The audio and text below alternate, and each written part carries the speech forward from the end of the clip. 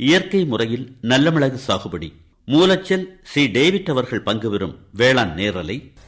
வேளாண் பெருமக்களுக்கு வணக்கம்.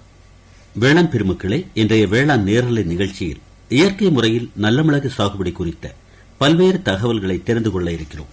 குறிப்பாக நல்ல மிளகு சாகுபடிக்கேற்ற மண்வாகு எப்படி, சாகுபடி நுணுக்கங்கள் என்னென்ன, நல்ல மிளகு கொடியை படர்த்தி விடுவதற்கேற்ற மர வகைகள் என்னென்ன, எருப்புத்தன்மையுடைய கொடி வகையாக இருந்தாலும் நோய்கள் பூச்சிகள் தாக்குதலுக்கு வாய்ப்பு இருக்கா, அப்படியே நோய்கள் பூச்சிகள் தாக்கினால் கட்டுப்படுத்தும் வழிமுறைகள் என்னென்ன, நல்ல மிளகில் கவாத்து நடவடிக்கைகள் செடி வளர்ந்து வரும்போது செய்ய வேண்டுமா, நீர் மேலாண்மை நடவடிக்கைகள் என்ன, உர மேலாண்மை முறைகள் எப்படி, அறுவடை கால நுட்பங்கள் என்னென்ன, லாபகரமான சந்தைப்படுத்தல் நுட்பங்கள் எப்படி, இப்படியான பல்வேறு சந்தேகங்களுக்கும் வேளாண் நேரலை வாயிலாக பதில் தருவதற்காக தற்போது நமது நிலையத்தில் எனக்கு முன்பாக மகிழ்ச்சியுடன் காத்துக் கொண்டிருக்கிறார் மூலச்சல் பகுதியைச் சேர்ந்த சி டேவிட் அவர்கள்.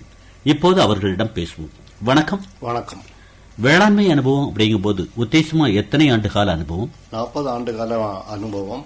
எங்கள் பெற்றோர்கள் காலத்திலிருந்தே நாங்கள் வேளாண்மையில் கலந்திருக்கோம். பெற்றோர்கள் காலம் அப்படிங்கும்போது அப்ப தாத்தா காலத்திலிருந்தே அவங்க அப்பா, அடுத்தது நாங்க. என்னென்ன மையான பயிர்கள் அப்போ ஈடுபாடு? நெற்பயிர், அப்புறம் தென்னை, வாழை, மா, கொல்ல மாமரம். பயிர்கள் மாறினாலும் கூட அதுக்கு ஏற்ற வகையில உங்க பகுதி மண்வாக்கு இருந்திருக்கும் போது எல்லாம் தெரியும். ஆமா. என்னென்ன எங்க ஏரியாக்கெல்லாம் செம்மண் இருப்பதனால பயிர்களுக்கு ஏற்ற நல்ல ஒரு வளமான மண். வாழை சாகுபடி உண்டுமா? வாழை சாகுபடி உண்டு. என்ன மாதிரியான ரகத்துல ஈடுபாடு கட்டுறாங்க? வாழை பொறுத்தளவுல அதிகமா நேந்திரன், செந்துழுவன், ரசக்கதளி. செழிப்பான பயிர்னு அந்த பகுதியில எந்த பயிரை குறிப்பிட விரும்புறீங்க? செழிப்பான பயிர் என்று போகும்போது நல்ல மிளகு ஒரு நல்ல செழிப்பான பயிர். இது சமீப நாட்களில் ஏற்பட்ட மாற்றமா அல்ல ஆரம்ப நாட்களே சிறுக சிறுக செய்திருந்தாங்கிறீங்களா? ஆரம்ப காலத்திலே சிறுக சிறுக செய்து கொண்டிருந்தார்கள். இப்ப கொஞ்சம் பெரிய அளவில் நடக்குது. இப்போது பெரிய அளவில் அதை செய்கிறார். சரி, நல்ல மிளகு சாகுபடியில் ஈடுபாடு காட்டணும் அப்படிங்கும் போது தாத்தாவினுடைய அனுபவம், அப்பாவினுடைய வழிகாட்டுதல் அப்படிங்கிற நுட்பங்கள் இருந்தாலும் கூட பயிற்சிகள், கண்டுணர் சுற்றுலா, அந்த மாதிரி ஏதாவது அனுபவங்கள்? பயிற்சிகள்ல கலந்து கொண்டதுனாலதான் இதுக்கு ரொம்ப ஆர்வம் வந்தது. கண்டுணர் சுற்றுலாவை பொறுத்தளவுல மயிலாடும்பாறைன்னு சொல்லக்கூடிய இடத்திற்கு நாங்க கேரளாவில் மயிலாடும்பாறைன்னு சொல்லக்கூடிய இடத்துக்கு நாங்க கண்டுணர் சுற்றுலாவுக்கு போயிருந்தோம். அங்குள்ள ஒரு ஆராய்ச்சி நிலையத்துல வச்சு எங்களுக்கு பயிற்சி கொடுத்தாங்க. சரி. அந்த பயிற்சியில முக்கியமா சொன்ன ஒரு நல்ல ஒரு பாயிண்ட் என்ன அப்படின்னு சொன்னா, மகரந்த சேர்க்கை நல்ல மிளகுல தார் வந்த உடனே மகரந்த சேர்க்கை நடைபெறுவது தண்ணீர் மூலமா தான் மகரந்த சேர்க்கை நடைபெறும் அப்படின்னு சொல்லி தந்தாங்க. சரி, தண்ணீர் அப்படிங்கும் போது உங்களுக்கு கொடி மேல்நிலையில போகுது, காய்ப்பு அப்படிங்கறது மேல்நிலையில வருது. அப்ப தண்ணீர் கோரி விடுதலா அல்ல மழை நேரமா? மழை நேரமா இருப்பதனால அது இயற்கையாகவே அமைந்து விடும். மழை இல்லாத காலங்களில் நாம் மிக துல்லியமான தெளிப்பு மூலமாக அதை செய்வதன் மூலமாக அதிக பலன் பெறலாம். அப்ப முதல்ல ஏதோ ஒரு அனுபவபூர்வமா செய்திருந்தீங்க. அப்புறம் இந்த மாதிரியான ஒரு இடத்துல போய் கண்டுணர் சுற்றுலா அப்படிங்கிற ரீதியில சில தகவல்களை சேகரிச்சதுக்கு பிறகு ஈடுபாடு அப்படிங்கறது ரொம்ப நுட்பமா இருந்திருக்கும் போலுக்க. ஆமா, இந்த பயிற்சியை பெற்றுட்டு வந்த பிறகு எந்த இடத்துல எங்க நம்ம மற்ற விவசாயிகளை சந்தித்து சொல்லும் போதும் அவங்க ஆச்சரியமா, இப்படியா அதுல மிளகுல இவ்வளவு சின்ன பூக்களா இருக்கும் அப்படின்னு ஆச்சரியமா கேட்கக்கூடிய அளவுக்கு அது அமைந்தது. சரிங்க சார், இந்த மாதிரியான ஒரு பயிற்சி ஈடுபாடு கண்டுணர் சுற்றுலா இருந்தாலும் கூட குமரி மாவட்டத்தில் நடக்கக்கூடிய வேளாண் துறை, தோட்டக்கலைத்துறை சம்பந்தப்பட்ட பயிற்சிகள்ல பங்கெடுத்த அனுபவம் இருக்கா? அப்படி? ஆமா, குமரி மாவட்டத்திலயும் நாங்க எல்லா பயிற்சிகளிலும் அதிகமா கலந்துருக்கோம். அப்படி என்ன பயிற்சியில கலந்துகிட்டீங்க? அங்க என்ன ஒரு தகவலை ஏத்துக்கிட்டீங்க? இங்க ஒவ்வொரு பயிர்களுக்கான பயிற்சிகள் நடைபெறும். அந்த பயிற்சிகளை நாங்கள் கலந்து கொள்ளும் போது புதிய புதிய தொழில்நுட்பங்கள் அவங்க எங்களுக்கு சொல்லி தருவாங்க. அந்த தொழில்நுட்பங்கள் மூலம் அதை பயன்படுத்துவதன் மூலமாக அதிக விளைச்சல் பெறுவதற்கு அது வாய்ப்பாக. சரி, ஆரம்ப கட்டத்துல ஒரு பயிற்சி பெறணும் அப்படிங்கிற ஆர்வத்துல போன நீங்க யான் பெற்ற இன்ப வையகம் பெறணும் அப்படிங்கிற ரீதியில இப்ப நீங்க ஒரு பயிற்சியாளரா பிறப்பு விவசாயிகளை ஊக்கப்படுத்துறீங்களா? அப்படி? ஆமா, இந்த தொழில்நுட்பங்களை எல்லாம் நான் கற்றுக்கொண்ட பின்னர் அந்த தொழில்நுட்பத்தை எல்லாம் இந்த ஆத்மா இயக்கம் மூலமாக மற்ற விவசாயிகளுக்கும் நாங்க சொல்லக்கூடிய அந்த பணியில இப்ப கலந்துருக்கோம். பொதுவா என்ன சொல்லுவாங்க அப்படின்னா, வேளாண்மையில வெற்றி பெறணும் அப்படின்னா கால்நடைகள் வளர்ப்பு அப்படிங்கறது ரொம்ப ஒரு முக்கியம் பாங்க. என்னதான் இருந்தாலும் கூட நல்ல மிளகு சாகுபடியா இருந்தாலும் கூட சாணம் அப்படிங்கிற தன்மையில உரம் கொடுக்கணும்னா கால்நடை வளர்ப்பு முக்கியமாச்சு. உங்க ஈடுபாடு எப்படி? பெற்றோர் காலத்துல கால்நடைகள் அதிகமா வளர்த்துட்டு இருந்தாங்க. பால் வளத்திற்காகவும் இந்த சாணத்திற்காகவும். அதன் பின்னர் வந்து நான் மற்ற மாவட்டத்துக்கு போன பிறகு அந்த அளவுக்கு கால்நடை வளர்ப்பு என்னால பண்ண முடியாத ஒரு நிலை ஏற்பட்டது. ஆனா இப்போ வந்து திரும்பவும் கால்நடை வளர்ப்பு பண்ணிட்டு இருக்கீங்க. உங்களுடைய இயற்கை சார்ந்த ஈடுபாடு அப்படிங்கிறது சமீப நாட்கள்லயா அல்லது தாத்தா காலத்திலேயே அந்த ஒரு பாரம்பரியமான நடைமுறை இருந்திருக்குங்கிறீங்களா? அவங்க பாரம்பரியமா பண்ணிட்டு இருந்தாலும் இடைப்பட்ட காலத்துல அவங்க ரசாயன உரத்திற்கு போயிட்டதுனால சரி, திரும்ப நாங்க வந்து இந்த பயிற்சிகள்ல ஈடுபட்டதுனாலதான் எங்களுக்கு இயற்கை வேளாண்மை பற்றி நல்ல முறையில தெரிந்து கொண்டோம். அதை நாங்க திரும்ப பயன்படுத்தணும். இப்ப அப்பா வழிகாட்டுதல் உண்டுமா? எப்படி இப்போ தகப்பனார் இல்லை, அவர்கள் காட்டிய வழியை நம்ம இப்ப பயன்படுத்தினாலும் இந்த பயிற்சிகள் தான் அதிக நமக்கு தொழில்நுட்பங்களை கற்றுக் தந்திருக்கு. சரி, பல பயிர்கள் இருந்தாலும் நல்ல மிளகுக்கு அப்படி ஒரு நல்ல பெயர் கொடுக்க மாதிரி தகவல்களை உதிர்க்கிறீங்களே, அதுக்கு என்ன காரணம்? நல்ல மிளகுக்கு முக்கியமாக அது வந்து எக்ஸ்போர்ட்டிங்ல முக்கியத்துவம் இருக்கு. ஏற்றுமதி செய்வதற்கு அது ஒரு நல்ல ஒரு பயிர். அதை விடவும் அந்த பயிர் செய்வதற்கு வேலை ஆட்கள் குறைவாக போதுமானது. அதனால அது பராமரிப்பு பணியில நம்ம குறைந்த அளவு வேலை ஆட்கள் போதுமானதுன்னு தான் அதுல ரொம்ப ஆர்வம் காட்டுறோம். சரி, இவ்வளவு நுட்பமா தகவல்களை சொல்றாங்களே, நல்ல மிளகு நடும் முறையை சொன்னா வாளிப்பா வரணும், வரும் நாட்கள்ல மகசூல் அதிக அளவுல கிடைக்கணும், அந்த ஒரு நுட்பத்தை சொன்னா நல்லா இருக்குமான்னா நடவு முறை என்ன மாதிரியான வழிகாட்டுதல்?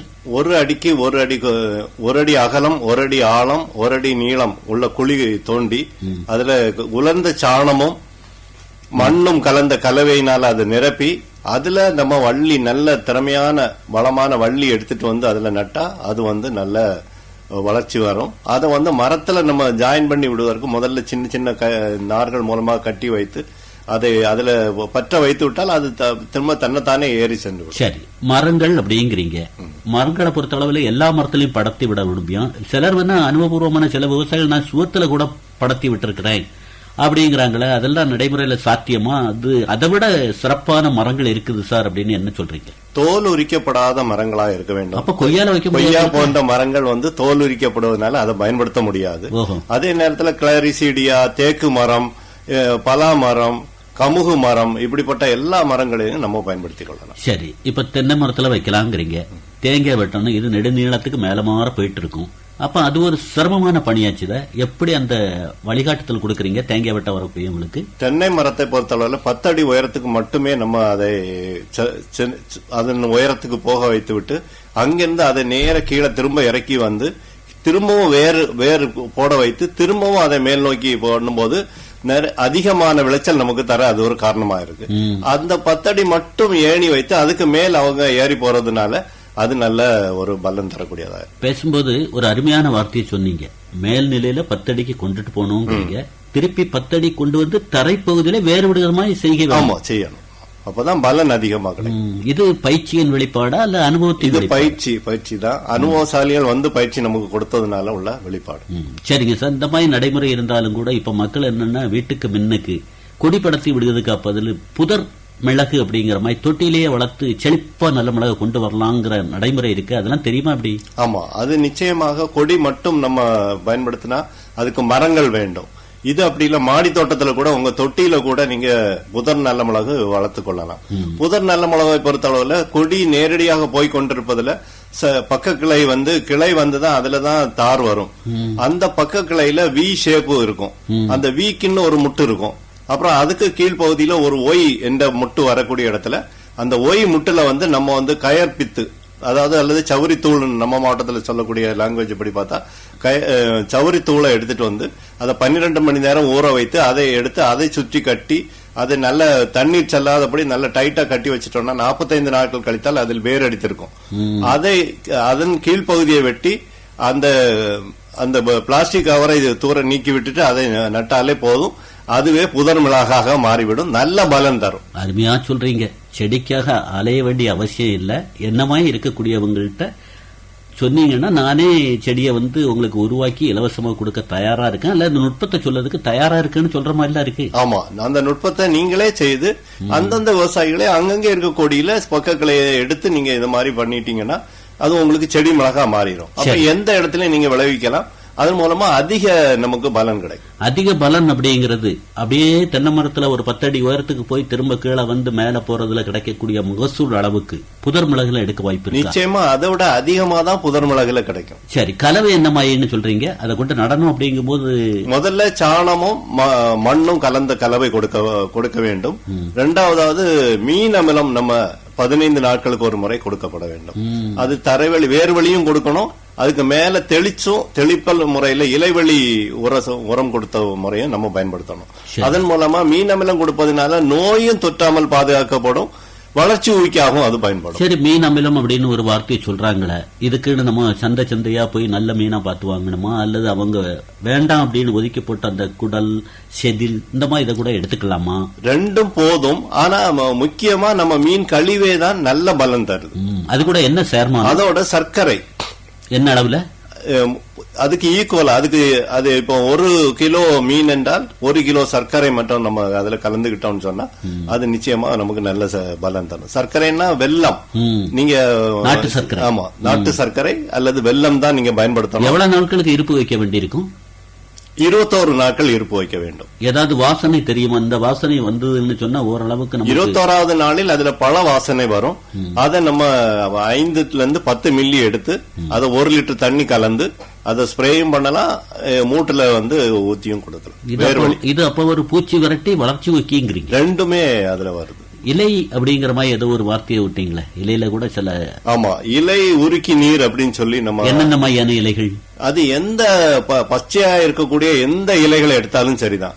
அத தண்ணீர்ல ஊற வைத்து, அதாவது சிலர் என்ன சொல்றாங்கன்னா ஆடு கடிக்காத இலைங்கிறாங்க, பால் வரக்கூடிய இலைகள் விவசாயிகள் தான் சொல்றாங்க. ஆமா, ஆடு கடிக்காத இலை, பால் வரக்கூடிய இலைகள் எல்லாம் நமக்கு பூச்சி விரட்டிக்கு மட்டும் பயன்படுத்தணும். இது உரத்துக்காக பயன்படுத்துகின்ற போது எந்த பச்சையான இலையும் பயன்படுத்திக்கலாம்.